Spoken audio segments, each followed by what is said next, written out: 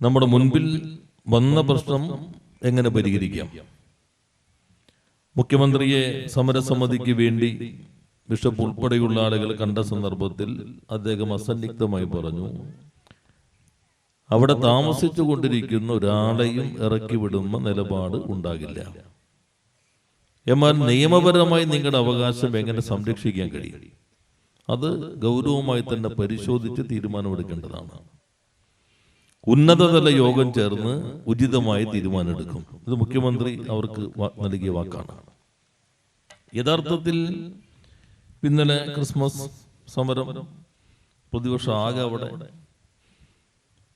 ഇത് മുഴുവൻ കുഴപ്പമുണ്ടാക്കിയ ആളുകൾ, ഇതെല്ലാം ചെയ്ത ആളുകൾ ശരിക്കും ഈ യൂദാസിനൊക്കെ ശരിക്കും ക്രിസ്മസിന് വിളിക്കൂ, സാധാരണഗതി വിളിക്കാൻ പാടില്ലാത്ത ഇത് മുഴുവൻ ചെയ്ത ആളുകൾ അവിടെ ഇതിൻ്റെയൊക്കെ ആളുകളായിട്ട് നിൽക്കുകയാണ്. എന്നിട്ട് അവിടെ പോയി പറയുന്ന കാര്യങ്ങൾ പ്രശ്നം പരിഹരിക്കാൻ ശ്രമിച്ച ഗവൺമെന്റിനെതിരാണ്. ഈ ഗവൺമെന്റ് ആകെ കുഴപ്പമുണ്ടാക്കി. ഞാൻ എല്ലാ വശങ്ങളിലേക്കും കൊണ്ട് കുറെ വിസ്തരിച്ചിട്ടുണ്ടാവുമല്ലോ. ഈ ഗവൺമെന്റ് ചെയ്ത കുഴപ്പം എന്താ? അല്ലെങ്കിൽ LDF ഗവൺമെന്റുകൾ ചെയ്തിട്ടുള്ള കുഴപ്പം എന്താ? ആദ്യം അവർ പറഞ്ഞു ഒരു കുഴപ്പമുണ്ടായില്ല. VS മുഖ്യമന്ത്രി ആയിരിക്കുന്ന ഘട്ടത്തിൽ ഒരു കമ്മീഷൻ നിയമിച്ചു. ആ കമ്മീഷൻ പറഞ്ഞു ഇത് വഖഫ് ഭൂമിയാണ്. അന്നത്തെ പത്രക്കട്ടിങ്ങൊക്കെ ഉണ്ട് എൻ്റെ അടുത്ത്. ഞാനിപ്പോൾ സമയ കുറവുള്ളതുകൊണ്ട് എല്ലാം എടുക്കുന്നില്ല. അതാണ് ഈ പ്രശ്നങ്ങൾക്ക് കാരണം. പ്രതിപക്ഷ നേതാവ് പറഞ്ഞു, പ്രതിപക്ഷം പറഞ്ഞു, മറ്റാളുകളും പറഞ്ഞു. ഈ വഖഫ് കമ്മീഷൻ, നിസാർ കമ്മീഷൻ നിയമിച്ചു എന്നുള്ളത് ശരിയാണ്. ആ കമ്മീഷൻ അവന്റെ റിപ്പോർട്ടിൽ തന്നെ പറഞ്ഞു, വി ഹാവ് നോ അതോറിറ്റി, ഞങ്ങൾക്ക് അധികാരമില്ല.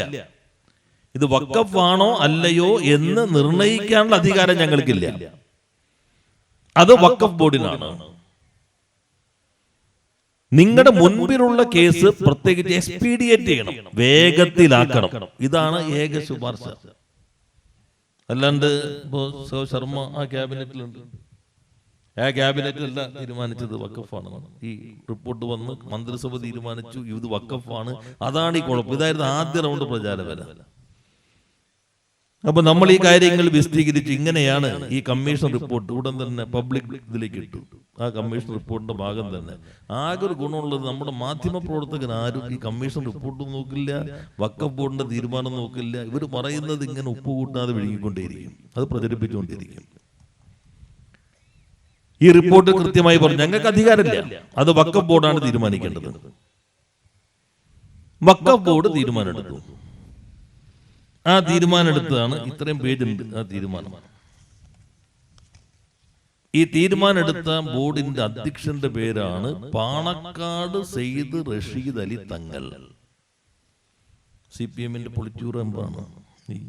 അറിയില്ല നിങ്ങൾ? CPM-ന്റെ നേതാവ് പാണക്കാട്. ഇവർ പറഞ്ഞ കേട്ട നമ്മളാണ് കുഴപ്പമുണ്ടാക്കിയതാണ്. ഇത് CPM-ന്റെ നേതാവ് പാണക്കാട് റഷീദ് അലി തങ്ങൾ. അതിൽ അദ്ദേഹം എല്ലാ കാര്യങ്ങളും ഈ ബോർഡ് വിശദീകരിച്ചിട്ട് ഇത്രയും പേജുണ്ട്. ഇതാണ് ഇത് വഖഫ് പ്രോപ്പർട്ടിയാണ് എന്ന് പ്രഖ്യാപിക്കുന്ന രേഖ, മറ്റേ രേഖയല്ല, ശങ്കരാചാര്യ അതല്ല, ഇതാണ് രേഖ, ഒറിജിനൽ രേഖ. ഇതാണ് വഖഫ് പ്രോപ്പർട്ടി എന്ന് പ്രഖ്യാപിക്കുന്ന രേഖ. അതിൽ ഗൗരവമായ കാര്യങ്ങൾ പറയുന്നുണ്ട്. ഞാൻ എല്ലാ കാര്യങ്ങളും 71-ലെ പറവൂർ കോടതി വിധി, ഹൈക്കോടതി വിധി, അതിനുശേഷം വന്ന കാര്യങ്ങൾ, അങ്ങനെ പോയി വരുമ്പോ രണ്ടാമത്തെ പേജിൽ അവസാനത്തെ പാരഗ്രാഫിൽ പറയുന്നുണ്ട്, ഒരു MV Paul advocate son of Varkey, അദ്ദേഹത്തെയാണ് ഇത് വിൽക്കാൻ ഏൽപ്പിച്ചിരിക്കുന്നത്. അങ്ങനെ ഒരു എഗ്രിമെന്റ് ഉണ്ടാക്കി. എന്ത് എഗ്രിമെന്റ്? ഒരു സെന്റിന് 500 രൂപ വെച്ച് ഇത് വിൽക്കുന്നതിനുള്ള എഗ്രിമെന്റ് വെച്ച് 10,000 രൂപ ഈ പോള് നാലാം പാർട്ടി എന്ന് പറഞ്ഞാൽ ഇതിൽ പറയുന്ന സെക്രട്ടറി ഫറൂഖ് കോളേജ് മാനേജിംഗ് കമ്മിറ്റിക്ക് 10,000 രൂപ കൊടുത്തു. ദിസ് ഇല്ലീഗൽ എഗ്രിമെന്റ്, നിയമവിരുദ്ധമായ ഈ കരാർ. ആരുടെ കരാർ? പോള് ആരാന്നറിയോ? ഐപിക്കാർക്ക് അറിയില്ലേ ആരാ പോള്? ആരാ? KPCC secretary Paul.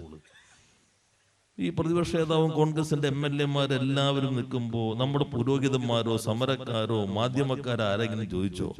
ഈ ഉത്തരവിൽ പറയുന്നു ഈ പോളിന്റെ ഈ കരാർ ഇല്ലീഗലാണ്, നിയമവിരുദ്ധമാണ്. ഇദ്ദേഹം ജീവിച്ചിരിപ്പില്ല, പോട്ടെ. നിങ്ങളുടെ KPCCയുടെ സെക്രട്ടറി നിയമവിരുദ്ധമായി കരാറുണ്ടാക്കി ഈ പാവങ്ങൾക്ക് വിൽപ്പന നടത്തിയതാണ് കുഴപ്പമെന്ന് ആര് പറഞ്ഞിരിക്കുന്നു? 10 മിനിറ്റ് കൊണ്ടല്ല പറഞ്ഞേക്കുന്നത്. ലീഗിന്റെ നേതാവ് പാണക്കാട് റഷീദ് അലി തങ്ങൾ. ഇത് വഖഫാണ് എന്ന് പറയുന്നത് ലീഗിന്റെ നേതാവ് പാണക്കാട് റഷീദ് അലി തങ്ങൾ. വഖഫാണെങ്കിൽ വിൽക്കാമോ? വഖഫാണെങ്കിൽ വിൽക്കാൻ പാടില്ല. വിറ്റതോ? നിയമവിരുദ്ധമായ കരാർ ഉണ്ടാക്കി KPCC സെക്രട്ടറി 1998 3 വർഷത്തേക്ക്, അത് കഴിഞ്ഞ് വീണ്ടും ഒരു 3 വർഷം 2001 അടുത്ത് നീട്ടി. അങ്ങനെ അദ്ദേഹമാണ് ഈ വിൽപ്പനയാഗം നടത്തിയത്. അത് നിയമവിരുദ്ധമാണ്. അതാണ് പ്രധാന കുഴപ്പമെന്ന് വഖഫ് ബോർഡ്. ഇത് CPM ഈ മന്ത്രിസഭയോ, ഞങ്ങളുടെ മന്ത്രിസഭ, മുമ്പത്തെ പിണറായി മന്ത്രിസഭ, അല്ലെങ്കിൽ സഖാവ് ശർമ്മ ഉണ്ടായ VS മന്ത്രിസഭ, അതിന് മുൻപുണ്ടായ നായനാർ മന്ത്രിസഭ, അവരാണോ ഈ തീരുമാനമെടുത്തത്? അല്ലല്ലോ. ഇത് വഖഫിന്റെ ലാൻഡാണ് എന്ന് ഈ 4 പേജ് ഉത്തരവിട്ടത് പാണക്കാട് റഷീദ് അലി തങ്ങളാണ്. അദ്ദേഹമാണ് ലീഗിന്റെ നേതാവ്. രജിസ്റ്റർ ചെയ്യണം, രജിസ്റ്റർ ചെയ്ത് അവര് ഇതിലേക്ക് രജിസ്റ്റർ ചെയ്ത് തരണം, ഇല്ലെങ്കിൽ രജിസ്റ്റർ ചെയ്യാൻ നടപടിയും ലീഗിന്റെ നേതാവായ CEO എടുത്തു. അതാണ് ഹംസക്ക പറഞ്ഞ CEO, ലീഗിന്റെ നേതാവ്. തീരുമാനം എടുത്തത് റഷീദ് അലി തങ്ങൾ, നടപ്പിലാക്കിയ CEO ലീഗിന്റെ നേതാവ്.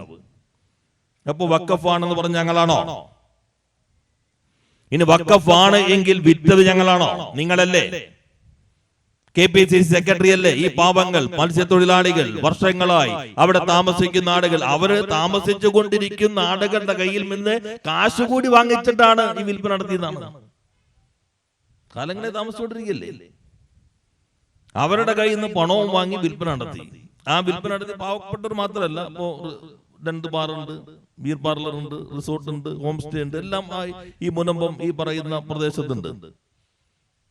ഇപ്പൊ ചിലർ പറയും ഈ ലീഗിന്റെ കഴിഞ്ഞ ദിവസം പത്രത്തിൽ ഫുൾ ചർച്ചയുണ്ടല്ലോ, മുനമ്പം മുതൽ ഷജറ വരെ മുസ്ലിം ലീഗ് സംസ്ഥാന ഭാരവാഹി യോഗത്തിലെ വാദപ്രതിവാദങ്ങൾ രാഷ്ട്രീയകാര്യ ലേഖൻ മീഡിയ 1 കംപ്ലീറ്റ് ഉണ്ടല്ലോ. അതിൽ ഓരോന്നും പറഞ്ഞിട്ടുണ്ട്, ആയി പറയുന്നുണ്ട്. ഞാൻ മീഡിയ 1 കുറ്റം പറയാനല്ല, ഇതിലുള്ള കാര്യം പറഞ്ഞതാണ്. അതിൽ പറയുന്നുണ്ട് ഇത് ലീഗിന്റെ ചിലര് വഖഫല്ല എന്ന് പറയുന്നത് റിസോർട്ടിന് വേണ്ടിയാണ്. ഞങ്ങൾക്ക് ഇപ്പൊ നിയമപരമായിട്ട് ആ ഭൂമിയിൽ അവകാശം സ്ഥാപിക്കപ്പെട്ടാൽ നിയമപരമായി അവിടെ താമസിക്കാൻ അവകാശം, താമസിക്കാൻ, കടമെടുത്താൻ അവകാശം, കടമെടുത്താൻ, റിസോർട്ട് എടുത്താൻ അവകാശം, റിസോർട്ട് എടുത്താൽ അത് ഗവൺമെന്റിന് മുൻപിലുള്ള പ്രശ്നമല്ല. നിയമപരമായിട്ടുള്ള അവകാശം ഉണ്ടെങ്കിൽ ആ അവകാശം നിയമപരമായിട്ട് കിട്ടുന്നവർക്ക് നിയമപരമായി വിനിയോഗിക്കാവുന്ന കാര്യങ്ങളെല്ലാം വിനിയോഗിക്കാം. പക്ഷെ ഈ തർക്കങ്ങൾ, ഇതല്ലേ പ്രശ്നത്തിന് കാരണം? ഇതിപ്പോ തുടങ്ങിയതല്ല. ഇപ്പൊ നോക്കിക്കഴിഞ്ഞാൽ, ഞാൻ നോക്കിയപ്പോ 1961 മാർച്ച് 3 നിയമസഭ രേഖയാണ്. ആ രേഖയിൽ ഇവിടുത്തെ കയ്യേറ്റം പ്രശ്നങ്ങൾ PT ചാക്കോ അന്നത്തെ ആഭ്യന്തര വകുപ്പ് മന്ത്രി, ചന്ദ്രശേഖർ റവന്യൂ മന്ത്രി, ഇവരുടെ അങ്ങോട്ടും ഇങ്ങോട്ടുള്ള വാദപ്രതിവാദങ്ങൾ ഉൾപ്പെടെ ഉണ്ട്. ഇന്നല്ല അന്നേ തർക്കം ഇവർ തമ്മിൽ. പുതിയ കേസല്ലത്. അതുകൊണ്ടാണ് ഞങ്ങൾ പറഞ്ഞത് സങ്കീർണമായ പ്രശ്നമാണ്.